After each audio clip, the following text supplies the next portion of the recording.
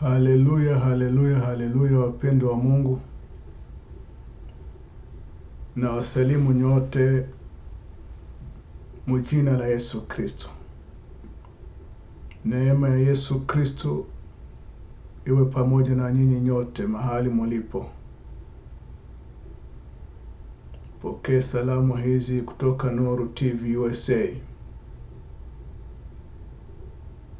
Mungu mwenye rehema, Mungu wa upendo aendelee kuwa pamoja na nyinyi. Upendo wake ukae juu yenu na neema yake iwe juu yenu. Awape kibali mumtumikie kwa bidii bila kuchoka, na musikubali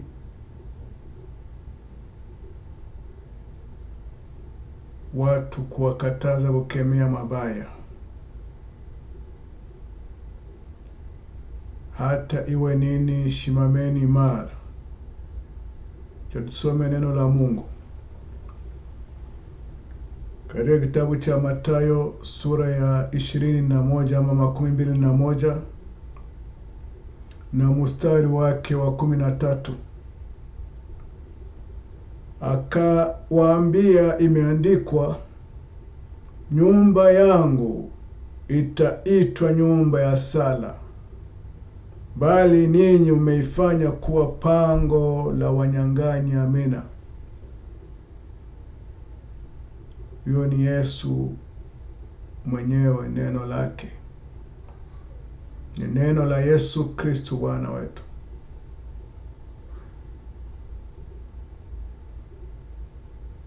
Akitafsiria maana ya nyumba la Mungu. Nyumba la Mungu ni nyumba la sala, lakini wanadamu wamelifanya kuwa pango la wanyang'anyi.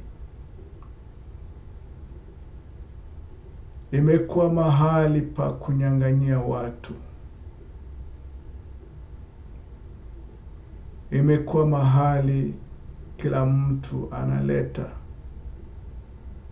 vile vinavyokuja ndani ya kichwa chake na kuviingiza ndani ya nyumba ya Baba.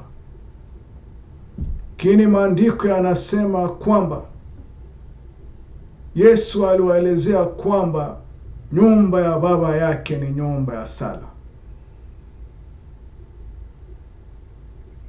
Lakini nyinyi wanadamu mnafanya nyumba hii kuwa nyumba ya wanyang'anyi ama pango la wanyang'anyi.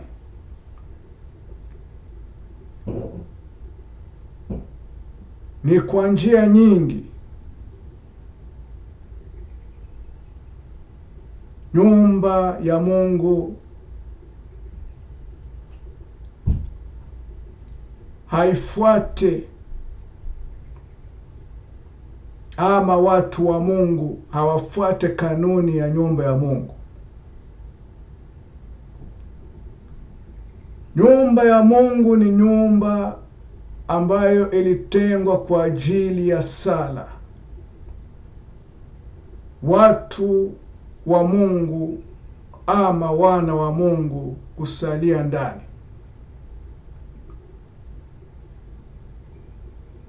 Na kwa ajili ya hayo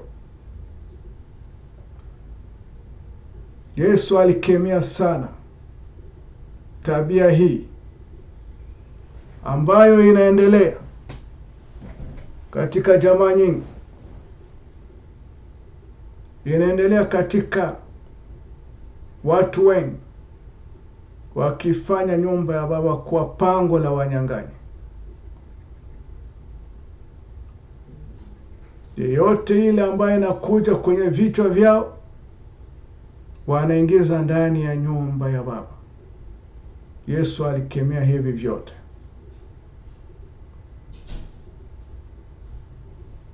Katika mahali Mungu alipo, lazima sala iwe mahali hapo. Katika nyumba Mungu alipo, lazima amani iwe mahali hapo. Katika nyumba Mungu alipo, lazima upendo uwe mahali hapo. Katika nyumba Mungu alipo, lazima kuonekane nguvu za Roho Mtakatifu zikataza mabaya na kuweka mema mbele na kuwatangazia watu wa Mungu tumaini na tumaini hili ni kwamba Yesu alitufilia sote, na waliomwamini walipewa haki ya kuitwa wana wa Mungu, na hao wana wa Mungu ndio wanaitwa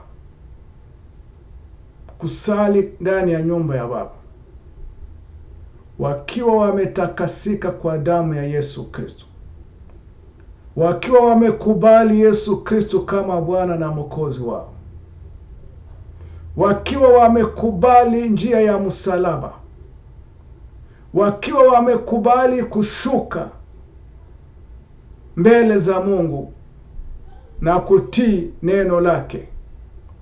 Kwa sababu Mkristo yeyote ambaye hana neno la Mungu hana nguvu. Mkristo yeyote ambaye hasomi neno la Mungu hana nguvu, na Ibilisi anapokuja anampeleka, kwa sababu hakuweza kushimama katika neno la Mungu. Na neno la Mungu tu ndilo silaha, ndiyo silaha tulionayo, ambayo inakatakata zile pepo chafu na zile nguvu zote za Ibilisi na mamlaka yake. Lakini nawaambieni ya kwamba Yesu Kristo alipo wahamakia sana hawa watu, alikuwa ameona ya kwamba kumeonekana uharibifu ndani ya nyumba ya Baba yake, na hiyo uharibifu unaendelea hadi leo. Nyumba ya Baba inajaa wanyang'anyi wengi, na hawa wanyang'anyi wanajua wanakuja kwa njia mbalimbali, na watumishi wengi wamesha kuangushwa kwa sababu hawakumwona Ibilisi mahali alipotokea. Na kwa ajili ya hayo na watangazieni kwamba muwe macho, watumishi wa Mungu, wana wa Mungu, mahali mulipo muwe macho. Ibilisi ameshimama. Iweni macho, musikubali yule muovu kufanya kazi mahali pote mulipo. Shimameni na neno la Mungu, mukimwangamiza na kumharibu, kwa sababu neno la Mungu tu ndio linaangamiza adui. Na kwa ajili ya hayo nyote muwe macho, kwa sababu adui anakuja kwa njia nyingi, na mahali anapotokea mnaweza kuwa hamkujitayarisha. Lakini ikiwa mumekubali Yesu Kristo, kutembea pamoja na yeye na kukubali neno lake, mtafanikiwa kujua mahali pote anatokea Ibilisi, na msiweze kudharau mahali pote anaweza kutokea. Muwe macho na kukemea muovu ili asiweze kuharibu kazi ya Mungu. Shimameni ndani ya neno, kwa sababu nyumba ya Mungu ni nyumba la sala. Lazima neno ishimame pamoja na maombi. Usipokuwa na neno, maombi haiwezi kutumika, kwa sababu neno la Mungu linatembea pamoja na maombi, na maombi inatembea pamoja na neno la Mungu. Hawezi kumjua yeyote yule ambaye anakuja katika njia yako na kutaka kukuangusha. Lakini ikiwa unashimama pamoja na Mungu, utafunuliwa, na Mungu atakujulisha yale anaendelea, na atakujulisha kile kia kufanya, na utakuwa mshindi, kwa sababu umeshimama ndani ya neno. Na kushimama ndani ya neno lazima uwe ndani ya utakatifu, na usipokuwa ndani ya utakatifu hawezi pia kushimama ndani ya neno, kwa sababu neno nakufundisha kuwa mtakatifu ili uweze kushinda. Usipokuwa mtakatifu hawezi kushinda. Lakini pamoja na nguvu za Mungu, pamoja na nguvu za Roho Mtakatifu, Mungu hukufunulia na kuonyesha njia ile ambayo adui anatokea, na wewe mwenyewe unashimama na kumwangamiza adui kupitia neno la Mungu, tena mjina la Yesu Kristo.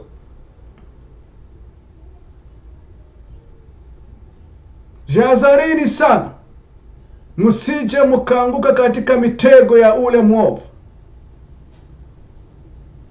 Mwovu amekuwa macho yake ameelekea kwenye watumishi walipo. Anaweza kupitia njia zote anazotaka, na njia hizi usiweze kuangalia useme hii njia hawezi pitia hapa. Hapana, lazima muwe macho watoto wa Mungu, kwa sababu msipokuwa macho wana wa Mungu mtaanguka pamoja na katika mitego ya ule adui, mtaanguka katika mitego yake.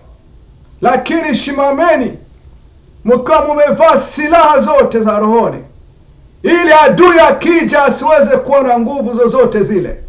Adui mahali atatokea atakutana ona shimama na uweza mkubwa, kwa sababu adui hana nguvu. Nguvu zake ni ndogo sana. Hawezi kukuangusha ukiwa una neno la Mungu. Neno la Mungu ni upanga ambao unakata nguvu za yule adui anayetumika katika ulimwengu wa giza. Kumbukeni Yesu Kristo wakati alijaribiwa na Ibilisi. Yesu Kristo wakati alijaribiwa na Ibilisi alitumia neno la Mungu, na Ibilisi aliogopa na akamwacha.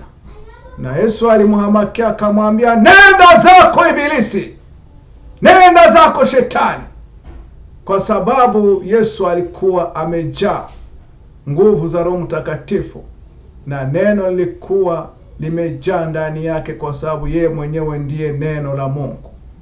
Alikuwa amejaa na aliweza kumkimbiza Ibilisi, na Ibilisi akaenda mbali na yeye, kwa sababu alikuwa na neno. Msizarau kitu chochote kile kitakuja mbele zenu. Msikizarau. Sababu mkizarau kile kitu chochote kitakuja mbele zenu, mtaanguka. Shimameni pamoja na neno la Mungu. Adui akipitia kila mahali atapitia, shimameni. Kuna wakati ya kunyamaza, kuna wakati ya kukemea, kuna wakati ya kuzungumuza, kuna wakati ya kusoma neno la Mungu, kuna wakati wa kuomba. Lakini haya yote lazima uwe macho, wewe ambaye unamjua Mungu vizuri. Sababu kama hauko macho, unaweza kupata mshangao mkubwa, na adui akisha kukushitukia mara moja wanaweza kuanguka na kushindwa safari hii. Lakini umepewa tahadhari hii ili muweze kuchunguza sana, macho yenu yaweze kufunguka zaidi, mjue adui anatokea wapi. Anaweza kutokea ndani ya jamaa yako, anaweza kutokea kwa mke wako, anaweza kutokea kwa watoto wako, anaweza kutokea kwa wazazi wako, anaweza kutokea kwa mume wako, anaweza kutokea kila mahali. Lakini ikiwa mnashimama ndani ya neno, mtamshinda, kwa sababu neno tu ndio lina upanga wa kukata zile pepo chafu. Ni neno la Mungu. Mungu awabariki. na aokoe wale ambao hawajaokoka. Ikiwa umeamini neno la Mungu, sema, Yesu Kristo, nimeamini neno lako. Nimeamini ya kwamba nyumba la Baba ni nyumba la sala. Na nimekubali kwamba nyumba ya Baba lazima neno iwe kwa wingi ndani. Na nimekukubali kama Bwana Mwokozi wa maisha yangu. Karibia rohoni mwangu na Roho Mtakatifu anijaze ili niweze kujaliwa neema ya kujua neno la Mungu na kuweza kutembea pamoja na wewe katika safari hii ya ulimwengu huu hadi utakapokuja kutuchukua. Basi Mungu awabariki nyinyi nyote. Amina.